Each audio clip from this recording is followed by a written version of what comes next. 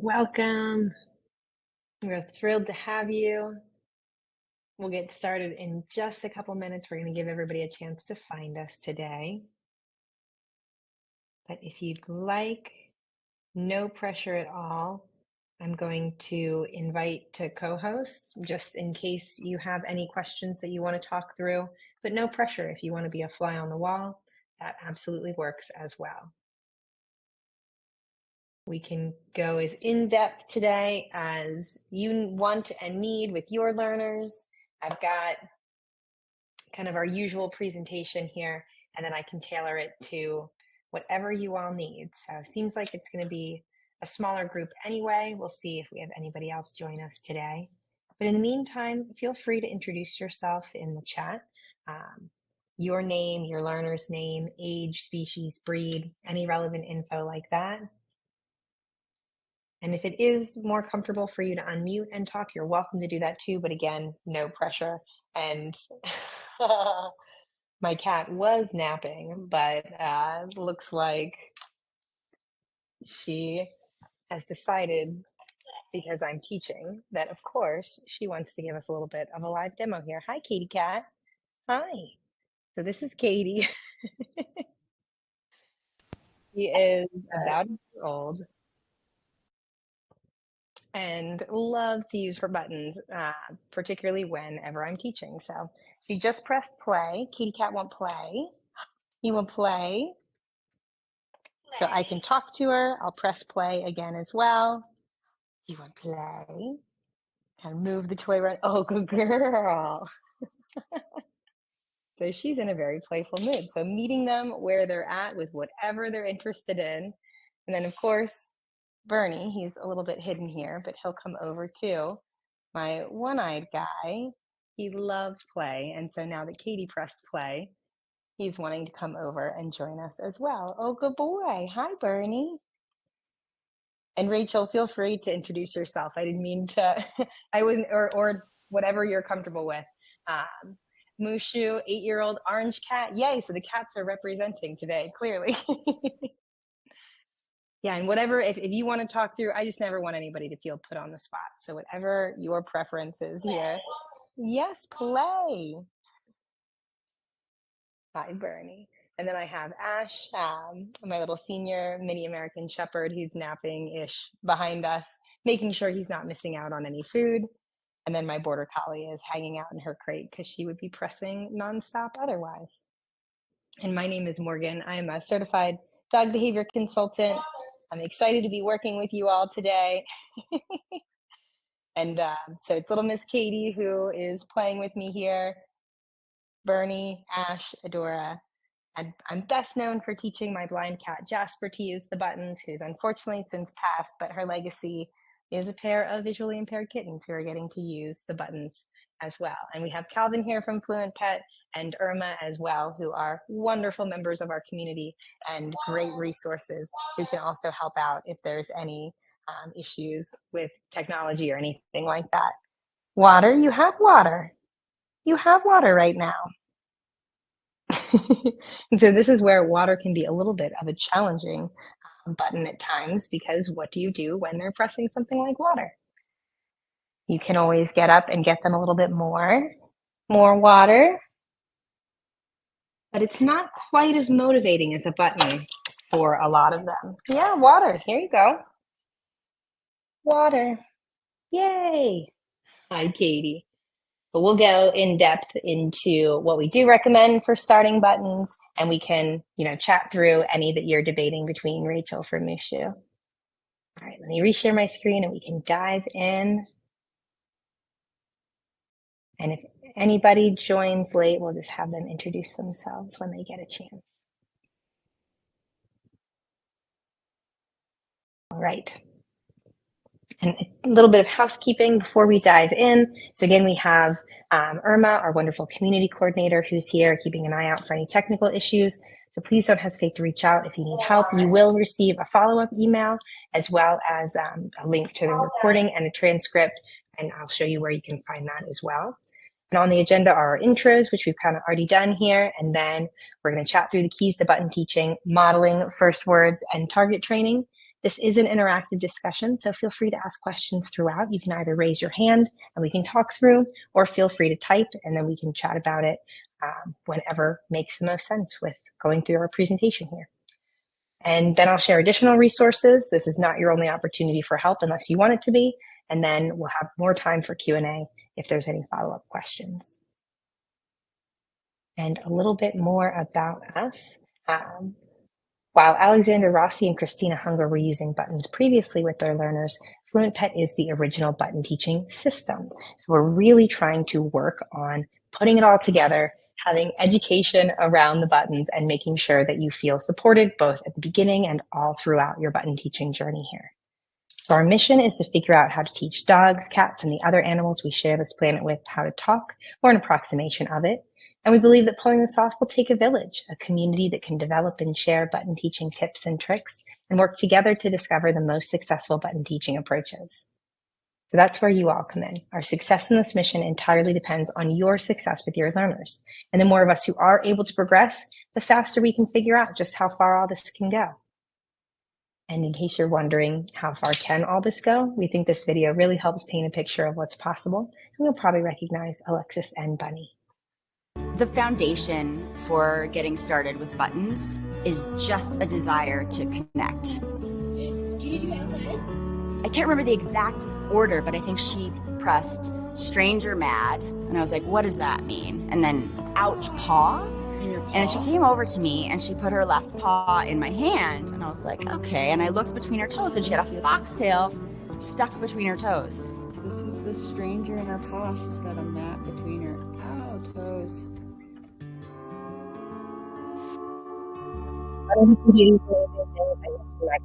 Jasper. She was able to request medication for her eyes after a procedure multiple times with eyes help or some combination of that. And it's not all medical related. There's lots of fun examples too. One of my favorite early ones was with Scout, a Catahoula mix, who would repeatedly combine water and bone. Took us a little while to figure out what she wanted, but it was ice cubes. And so she got an ice cube button and was able to advocate for herself in that way. So it really is amazing how creative they can be, even with a limited vocabulary. All right, so how do we begin? How do we put this all together? Our very first step is modeling. And before you have your buttons, and I'm not sure, Rachel, if you're still waiting or if you're ready to go with them, but you can be just practicing keeping track of your language if you don't have them yet. Once they are ready to go, thinking about what is going to be easy for you to press and follow through with immediately, say yes to. Since modeling is how we teach our learners what these concepts mean, the faster you can say yes and follow through, the more they tend to make the connections. And we want to be capturing their excitement and enthusiasm around the board and teaching them that this is an amazing tool that they have available to them. So it's 3 simple steps. First, press that button. Again, something that's easy for you to jump up, say yes to, and follow through with. Step 2 is just follow through. Show them the meaning of the word by making it happen. And step 3 is to repeat. Lots of repetition. Press and follow through.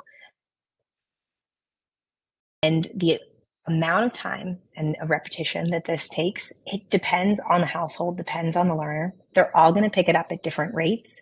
And the speed at which they pick up buttons has no bearing on their long-term success. or how smart they are, anything like that.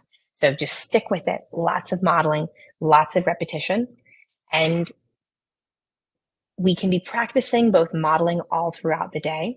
I have an example for you with Kelly and her learner Delmer, showing just what the first 24 hours of buttons in their household looked like. And Irma linked their site in the chat there. Thank you. So this is what it looked like for them. Puzzle. Outside. Outside. Outside. Outside. Outside. Puzzle. Outside. A lot of Pet. frequency. Puzzle. And know that she's following outside, through as well. Pet. Puzzle. Puzzle. Yes. Beautiful Puzzle. accidental press there. Puzzle. Puzzle. Accidental presses are great opportunities to follow puzzle. through. Outside. Puzzle. Outside. Outside. Outside. And again, a lot of repetition. So that was just the first 24 hours.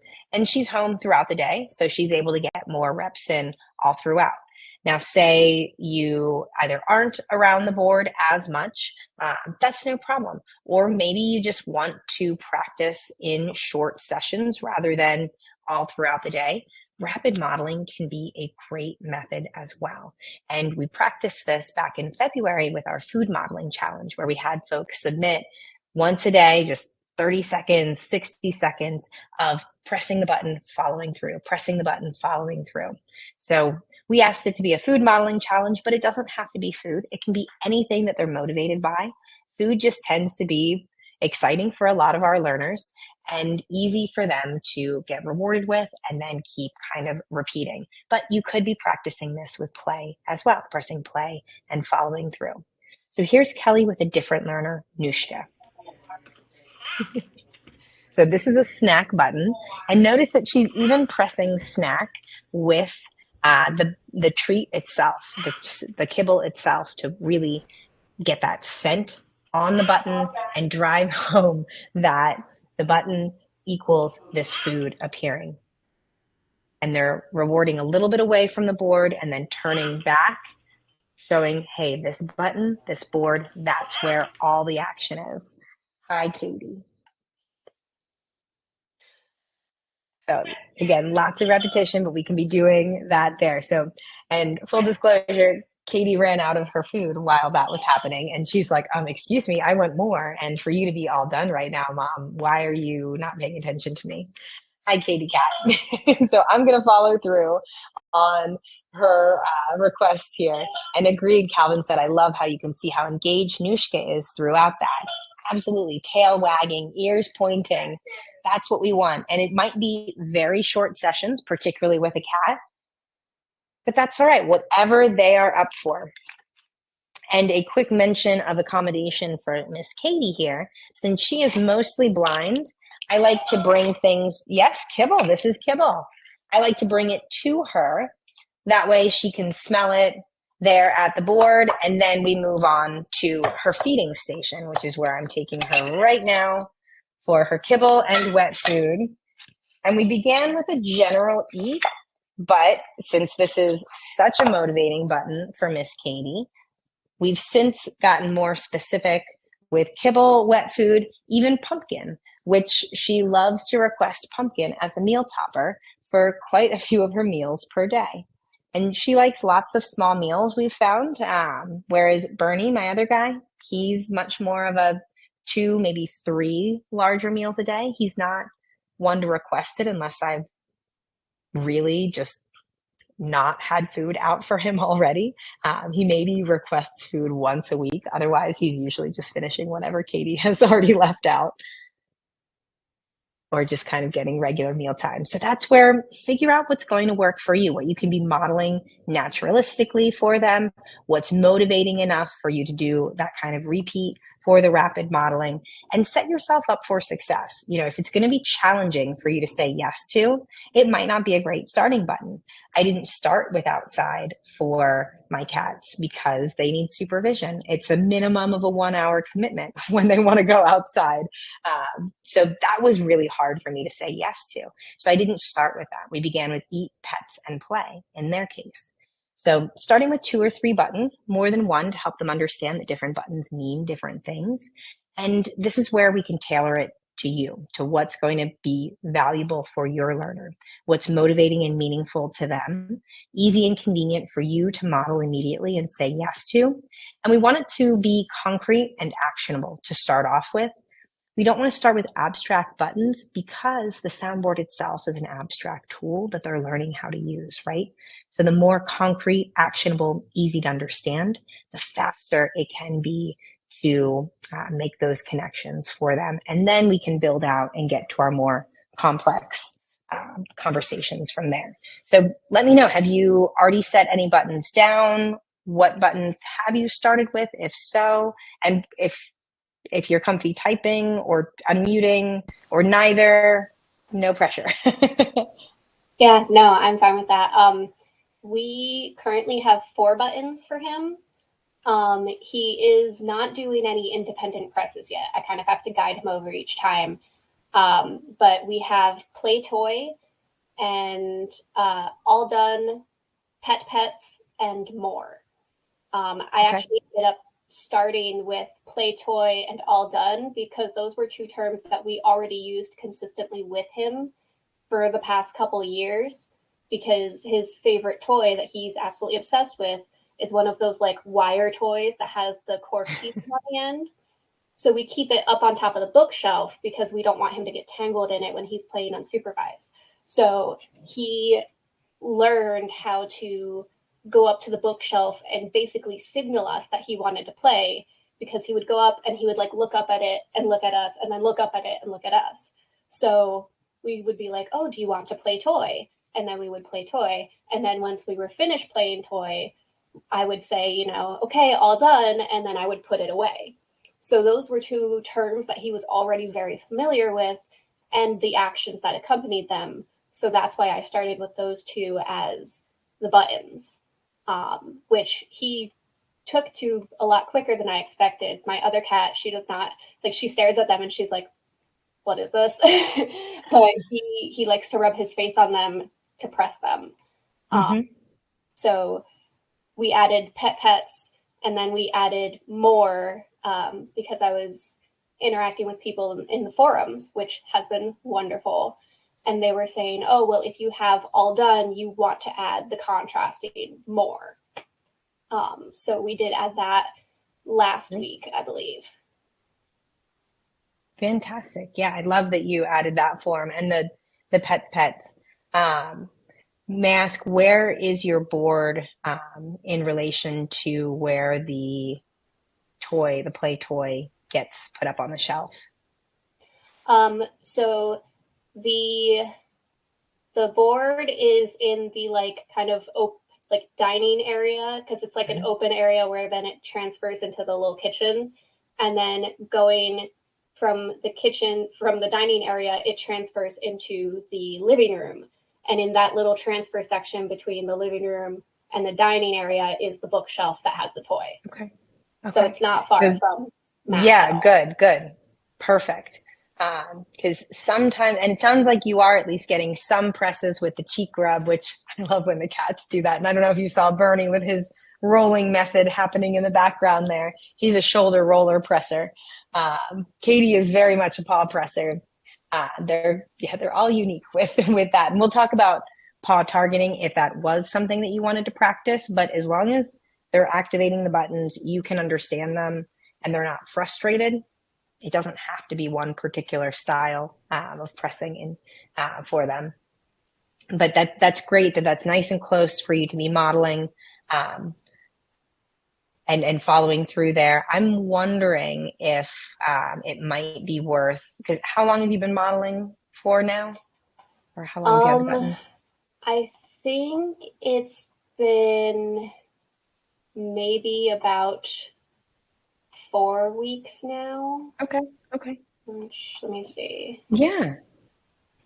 That's not so this Friday will be 4 weeks since we started. Okay, great. Yeah, so it sounds like you're on the right track. He's getting some activations with support. That's where it's on the fence. It might be worth, if he's food motivated, considering adding some kind of a general eat or snack or something like that if you're comfortable with it.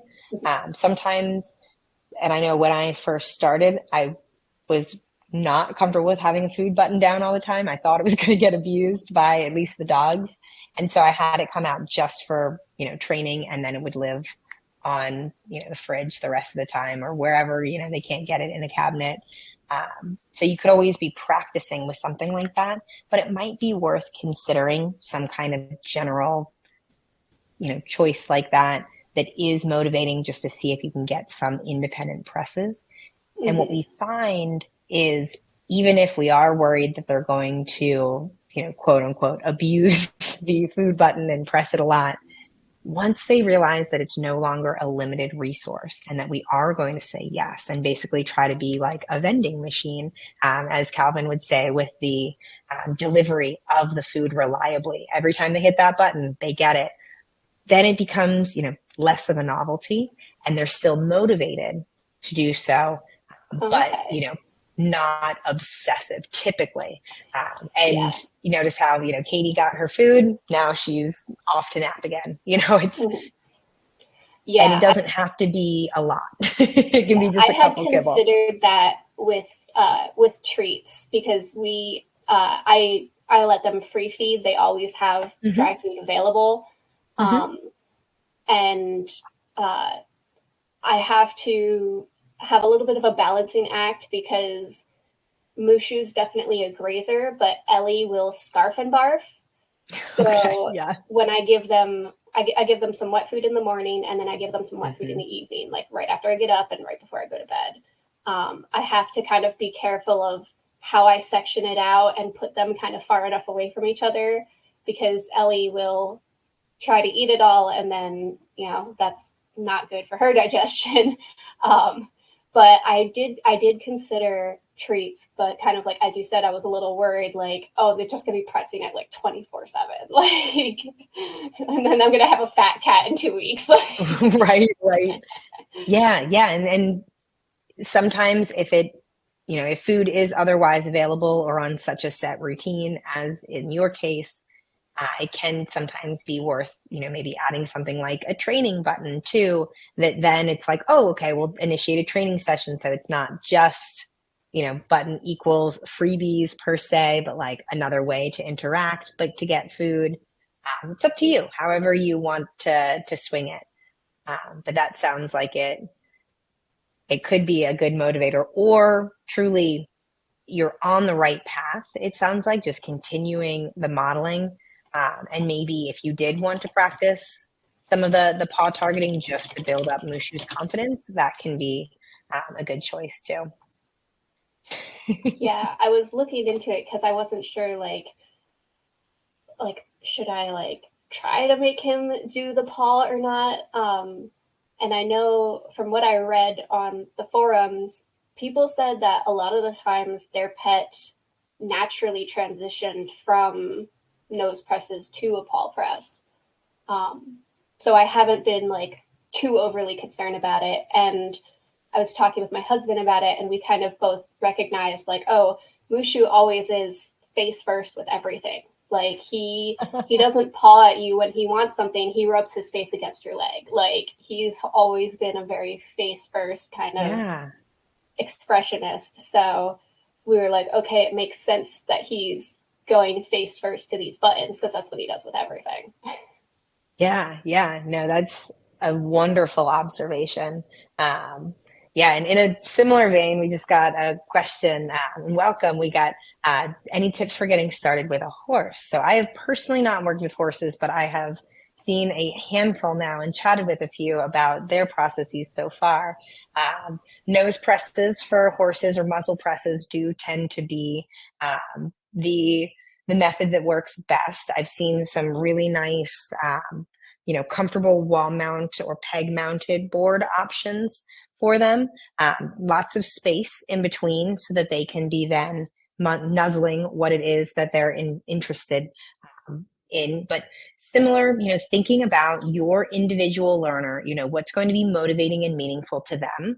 Brush has been a common motivator, not only for cats, but for the horses that we've seen. Even some of the goats as well have seemed very into requesting brush. instead of just pets or rubs, but tailor this to what you call it. That's where paying attention to the language that you're using, or that, the people that they're interacting with most, that can help keep it consistent for them. Trying to think, I've even seen where it might not be the right time of year for you all, but like a blanket request for horse, more and all done. Those can be helpful as well for requesting, more blanket or all done blanket if they're already wearing it.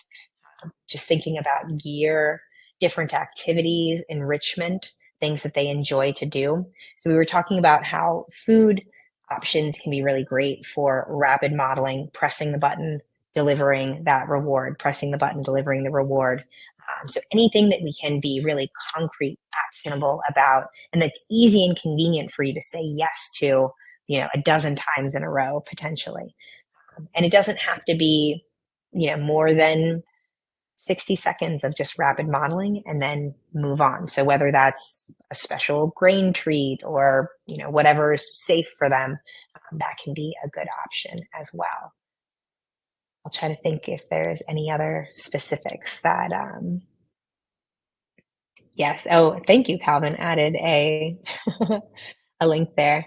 Rachel said, brushy's the button I'm considering adding sometime. Mushu loves to get brushed. I never had a cat so excited about it. That's so cute. I love that. Yeah, and that's where it can be also like a general puzzle request. That's an example of a starting button that's really popular. My guys, I don't know if you can see, my one cat is kind of hidden in a box right now where I've got a mouse puzzle stuffed with kibble that he's pawing and playing with. And I feel like the puzzle buttons for at least, some of the cats and dogs, they get to practice with either their paw or their nose and tongue. And so they're practicing that dexterity as well. That translates really well to pressing the button too. So that they can be, pawing through the puzzle and then pawing the button when they want more, or to press puzzle. And you can get creative and pop that button out of the hex tile or out of the wall mounted board and bring it with you.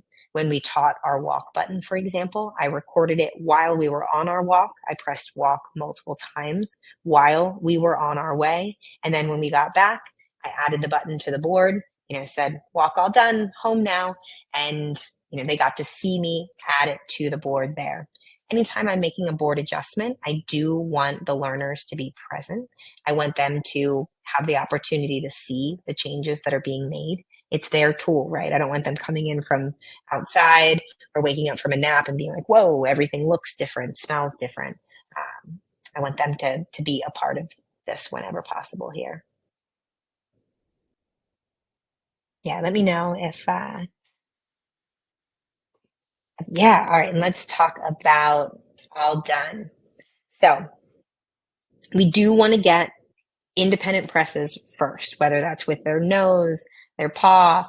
A hoof might be a little bit too much for the buttons, but whatever method of pressing for them that they're comfortable with, once they're pressing independently, then we can start with some abstract concepts. And you can always be practicing these verbally, even if they're not down on the board yet.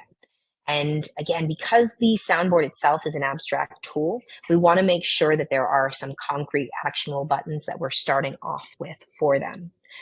So once they are independently pressing, then adding some abstract pairs in opposing pairs so that you can be modeling them in contrast to one another, that can really just expand their usage. So more and all done are great to be added together, as we were chatting about with Rachel.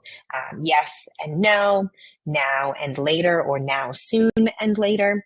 Thinking about what kind of goes together and modeling those in contrast. You can also be practicing emotions in this way. So thinking about a positive emotion like happy that you're narrating in contrast to, a sad or mad or frustrated button, something negative like that. Or time concepts like we were talking about, soon versus now and later, or names, me versus you. That concept can be challenging at first, but really, really helpful, particularly if you've got multiple learners in your household. They can be advocating for one another. Maybe Mushu wants to advocate for Ellie sometimes. And I know Katie likes to press the Bernie button to get Bernie up from a nap sometimes now, and vice versa. It's mostly just calling for each other at this point, more so than advocating for each other. But hey, they're enjoying pressing it. They like pressing their own name button to get my attention.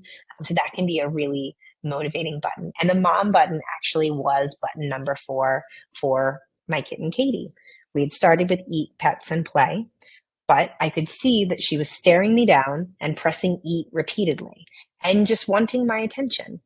She had food. We'd done a training session. There's food in her puzzle. She had every type of food she could possibly want already out at her feeding station. And she's still pressing eat and staring at me because she wanted me to get up. She wanted me to come over to her. She wanted my connection with her. And so a mom button wound up being button number 4 for her. Because that was what she wanted to talk about. So paying attention to their body language, observing what their interests and motivators are, and kind of building and adding from there. Yeah, and so we have the great question as well, how do we introduce ouch? I want to add that in at some point because Mushu has some dental issues. Good to know. And I want him to eventually be able to tell me when his mouth is bothering him. Absolutely. All right. Now with ouch, and apologies.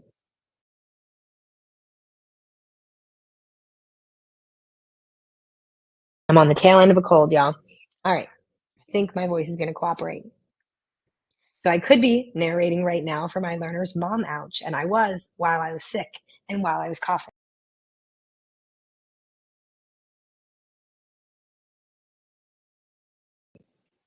I just really want to drive home the point that I can be saying mom ouch right now, apparently. So anytime you can narrate it, point it out.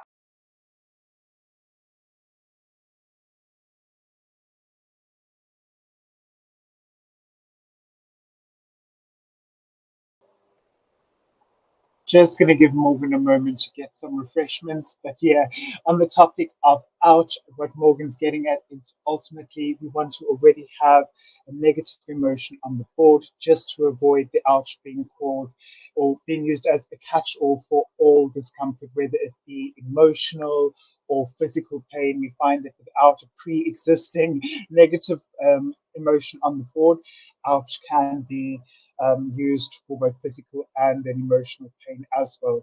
So most recently, and I'm quite happy that Morgan brought this up, is we've added ouch onto our board and we've been modeling it both verbally and with the button as well. So unfortunately, I've had a bit of a stomach bug this last week and I've been using that as an opportunity to model every time I feel uncomfortable. So whether it be when I'm lying on the bed just to take a 5-minute gap to recover, and modeling out and pressing that button as much as possible. And coincidentally, Jason's also been unwell this week with a bit of a cold, sneezing, and feeling a little nauseous here and there. So whilst I'm taking care of him and just wiping his nose down or administering his spray, I'll just be modeling that as well. Jason, ouch, or ouch, all done soon, just modeling it as consistently as possible to help create that association. And I'll let Morgan take over it again from here. Oh my gosh, thank you, Calvin. I so appreciate the assist and the you have very real world examples here. Unfortunately, I'm sorry to hear that you've had illness in your household as well. But that is one where take advantage of those naturalistic modeling opportunities. And when my cats came back from being spayed and neutered, for example, I was able to model ouch then. Same with my border collie when she came back. Yeah, and just verbally modeling whenever you can, even if you don't yet have the button down.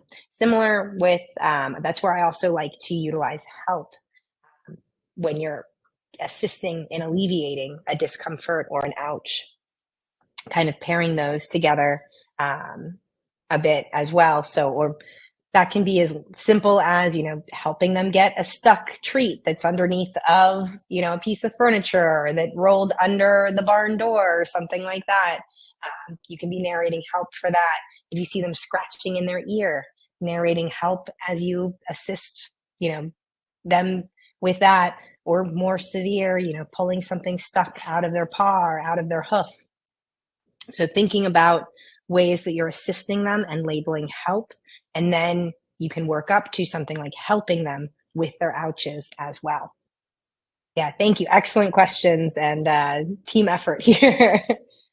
And then we have the question, how do they understand later? Will they remember if it's much later?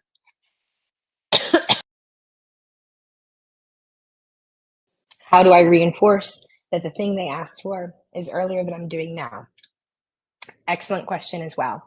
So this is where narrating in the moment and thinking about, talking about this now, you can be saying, outside more now as you're going out. Yes, mom, eat now, narrating what it is that you're doing. Practice talking in third person. If that's not something that you are habitually doing, which it rarely is for us, start narrating your actions, or having, the other humans around you narrating what you're doing and vice versa. So talking about now in the moment, and especially if there's going to be something unique happening later in the if there's something unique happening, like a friend is coming over, you're going somewhere different, that can be a really great opportunity to start telling them what you're going to do later.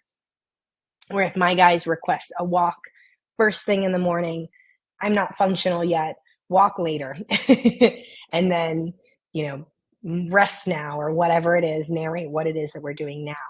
So then as we're getting prepped, that's what soon is for us. So walk soon as I'm getting my shoes, as we're getting ready, and then walk now. So I more so am narrating in the moment. There are a number of learners, including my own, who seem to, if too much time has passed to them, they'll go over and press like walk later as a reminder, like, hey, you said that we were going to walk later, or later walk. I'm not picky about grammar or the order. As long as I can understand them, that's all that's important to me. So that's where, it takes time, narrating things a lot, and then following through, making sure that you're consistent when you've promised that something will happen later, making sure that you do follow through on that. That helpful, I hope. Let me know if I can. Yeah. Yeah. And Calvin, if you are feeling up for it, I'm going to brew some more tea. And I'll have Calvin go through resources in just a moment. Let's chat a little bit about target training, and then we'll share how to continue getting help, more education, and go from there. So with target training, this is not necessary. If you're modeling throughout the day or doing your rapid modeling, rapid pairing with the button, that can absolutely be enough for a lot of learners. But some of them need target training just to connect the dots and to realize that they can activate the buttons. It can work on their accuracy as well as confidence with the buttons. So that's where, getting a more accurate muzzle press, perhaps for your horse, target training can come in handy with. So the first one linked is with Alexis and Bunny. And a shortcut from this video, if your learner, so not the horse, but if your learner already has a high five, if they already know how to do a nose touch or a shake, just popping the button out of the hex tile, cueing them to do just that, to give you that paw, to do their nose press, shake, whatever it is, and then follow through with what it is that the button says. That can be a really easy way, and then just work it slowly back into the hex tiles for them. The second one is great for smaller learners and cats that need help with getting enough weight shifted to press and activate the buttons. A lot of them struggle to put enough weight and just kind of want to tap the button. That's totally fine too. If you know what it is that they want, you can see them tapping it, just come over and press it for them. We can always work on the target training, and get that weight shift to press, but there's no harm in helping them out. When in doubt, help them out. We don't want them frustrated. We don't want them giving up on the board, thinking that it's a silly extra human step. So make it fun for them. And when in doubt, help them out. So as they're tapping it, if you can time it to press that button while they're attempting to press, then they get that tactile feedback. They get to feel it move under their paw or their nose or whatever part they're pressing with, and then feel a vibration if it's got the speaker there, or see it light up if it's a connect button. So that can be a really helpful shortcut for them as well. Ooh, awesome. Thank you, Calvin.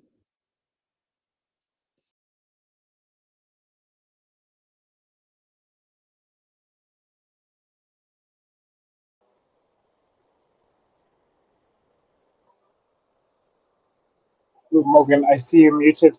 But if you'd like, I'm happy to take over and just to go through the resources for you, and then we can open up for Q&A as well after we've had. Perfect. All right. So I'll just go Thank ahead you. and share my screen real quick. No worries at all. Let's find that one quickly. So just bear with me a moment.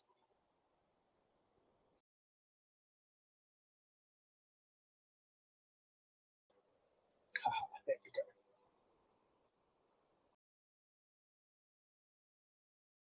All right, so just to share a couple of resources with you, and for this, I'll switch over to another browser instead, just to show you what it looks like on the website itself. So just bear with a second. Here we go. Wonderful. So we're currently at community.fluent.pet, and this is where you'll find all of the information that Morgan has shared with us today. At the very top, we do have a welcome area where we encourage you to say hello if you haven't done so already, and introduce yourself to our wonderful guides and the rest of the community so that we can help you on this amazing journey. We also have some more resources, cover most of what we've been through today, so introductions to button teaching, if you prefer to read through them all. So these are wonderful step-by-step instructions that you can easily follow, available to you in the community. We also have an announcements and blog space, and this is where we often post our most recent blog posts and any important announcements in the community as well, including our featured guides that have shown success within the community as well. We then have community events, specifically our office hours, which we have weekly. So if you have any customer service related queries, or your learner has made some progress and you're curious about the guide program, you're most welcome to join us on that call. We'd love to have you. And then we also have button teaching FAQs, again, covering most of what we've gone through today. But if you prefer to read through it all, we've compiled over 41 entries of tips and tricks that we've compiled over the last 4 weeks. We're currently in the Button Bootcamp space, and this is where you are most welcome to RSVP to any other bootcamp of your choosing. If you have a family member that might benefit, please let them know that they're most welcome to RSVP. If you are looking for a past recording, all you need to do is select the drop down arrow and click on past and find the bootcamp that you are looking for. We've also recently announced our mentorship calls held by our fantastic guides that again have had success with their learners on their button journeys, diving into more specific topics to help you get started. So if you're needing help with choosing your first words or target training, understanding your learner's body language and general communication, this is a great place for you to be. We also have additional calls for multi-learner households, and my favorite one, surviving the spamming stage when your learner does start pressing independently for treats or other activities. What else do we have? Yes, we have the cat chat, again specific to cats and smaller learners, and modeling examples as well. So there's always something new to learn. Under resources, this is where you'll find all of the videos and links that Morgan has shared with you today, including report targeting tutorials and cat-specific content. And I'm sure Irma's already beat me to it, so thank you so much for adding the links in the chat. And if you are using a mobile or the Circle app, all you need to do is scroll down to the bottom and you'll find all of those videos there, including our wonderful soundboard planning tool if you are a planner and like to plan things ahead, just to give you an idea of where your soundboard is going. That being said, as Morgan will agree, our best laid plans tend to change. Let your learner be your guide, but absolutely, this is a great way of helping plan your next move in terms of expanding your learner's vocabulary. We also have a FluentPet app overview, again made by one of our fantastic guides in the community. If you are curious about the Connect system and how it all works together with the FluentPet app. And then lastly, we do have a discussion and chat space. This is a wonderful area where you can share your wins. If you are needing help with your learner, please feel free to reach out. Our guides are always happy to share their experience and help you on this wonderful journey.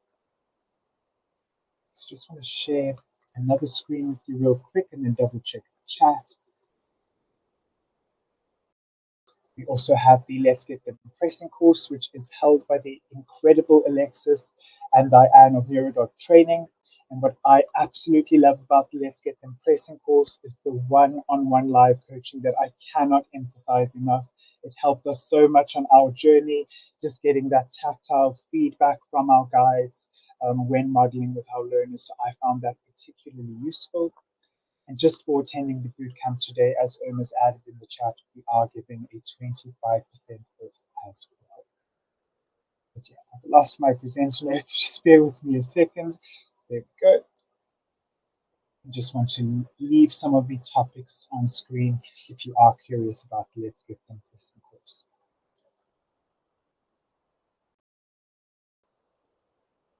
And if you have decided that you might need an extra button or two or hex tile, there is also a 15% off product-wide available for the next 24 hours, just as a small thank you from us for attending the bootcamp today. And lastly, we are always looking for ways to improve.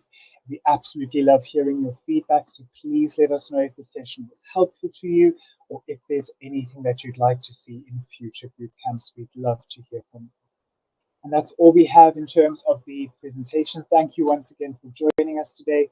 We'll open up for some more Q&A and make sure that you leave today feeling as confident as possible.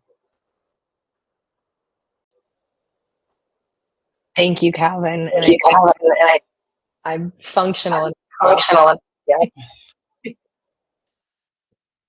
Let me see. Are we okay? I was going to say, let me make sure I'm not getting too much feedback. All right. So we have the excellent question, and then we can dive into any additional ones that come through here. But right now, with regular buttons being out of earshot in home office, are there any suggestions for temporary solutions? I'm wondering, is it feasible, Rachel, for you to just bring the whole board in with you? Is Mushu allowed in, or are they closed out during the day for your sanity? Which, no judgment if that is the case. You can get work done. No, they are allowed in. I could bring that in. I just didn't know if moving the board would cause confusion as to any button layout or anything, or if that's something that they just kind of have to just get reacquainted with and then they're fine. Because when I'm downstairs in the evening, my office is on like the top floor, and the mat is currently on the main floor where we spend evenings and everything. So it would kind of be going back and forth between my office and then the main floor. And I just wasn't sure if that would be too confusing or not. Yeah, no, that's an excellent question and valid concern. What we've found, though, is especially if you bring it up in the same orientation, and if you can try to arrange, with unique colors, especially, so there is a clear direction to the board, and especially, leaving enough space for them to get fully around it. Cats can kind of just walk through it, but especially dogs, in my experience, tend to have like the same pattern of walking towards it and positioning themselves. But what we find is, especially early on, if you can teach them that, hey, the board and the buttons mean the same thing, no matter where they are, as long as it's oriented the same, that can be really helpful for potentially taking the board on vacation with you if you want to do something like that. We want to think about it as similar to them or to us learning how to type on a keyboard. At first, you're going really slow. You have to look and you're doing one key at a time. With time, practice, and patience, you can go much, much faster. And then once you know your keyboard orientation, you can pick up your whole laptop and bring it with you wherever, and you can still type. But if somebody were to rearrange where the buttons were or where your keys were, that gets much more confusing. So the board as a whole, typically, they are okay with it. We don't want to be, putting it in a different spot all the time. But if you've got, two consistent locations that you're switching between, if anything, that tends to help them down the line with understanding, oh, this button in this layout always means exactly the same thing. Does that make sense and help? If it seems like it's too confusing, you can always just stop maneuvering it, but I would give it a go. I think you'd be okay.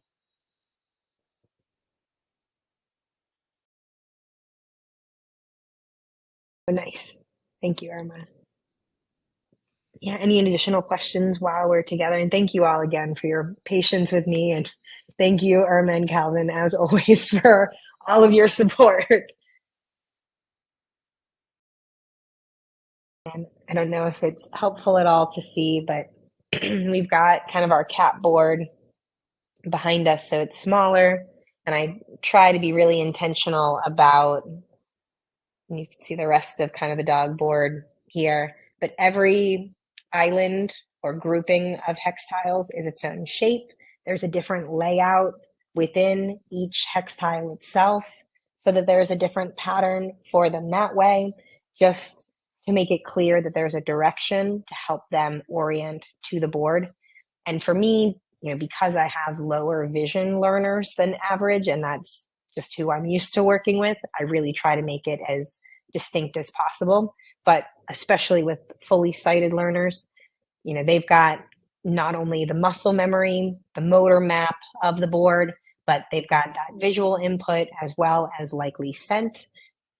A lot of cats in particular seem to kind of duck their noses down and use that as kind of the final decider for which button to then press as they're orienting, even the sighted ones. So they can figure it out. All right, y'all. We'll hang another minute in case more questions come through. Anybody's feeling shy. But I just wanted to thank you all so much for being here, for all of your great questions. Again, Calvin and Irma, for all of your support, and Calvin jumping in today with my throat. I appreciate you and all of y'all's patience. Yeah, we'd love to have you at a future boot camp or mentorship call if that would be helpful. Yeah, please don't be strangers, but know that you know your learner and your household best. You're the experts in them. You've got this. We're just here to support. So thank you. I appreciate everybody so much, and can talk about buttons all day, even when my voice won't hold up for it. Thanks so much again, y'all. Enjoy the rest of your day, and I hope you can get some rest, Vera. So appreciate you joining us, particularly so late/early your time. Yeah, really, really appreciate you being here. And let us know. You can always send us messages. Utilize the forum as well. But we're here for you. And yeah, we're rooting for your success. You've got this, though. Thanks so much, y'all. Yeah. All right. Bye.